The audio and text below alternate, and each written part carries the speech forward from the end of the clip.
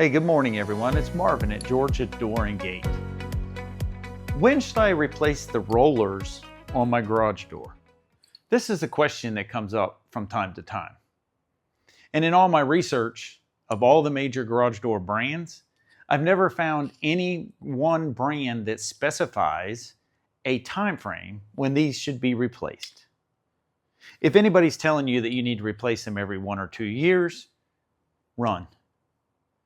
What it does say in all the manufacturer's literature is that you need to do maintenance on your garage doors. Some recommend 6 months, some recommend every year. See, your garage door is much like a car. It's a machine. It's got moving parts. These rollers have bearings in them. Those bearings need to stay lubricated, clean, and free of dust and dirt and grime. You may have metal rollers, or you may have nylon rollers. The nylon rollers tend to make less noise because it's not metal on your track. What I recommend is having somebody come and inspect your garage door. Do a full maintenance on it and find out if indeed your rollers need to be replaced. What we're going to be looking for is flat spots where these bearings might have seized up and this was dragging along the track, and you hear a clunk, clunk, clunk, clunk as it rolls over.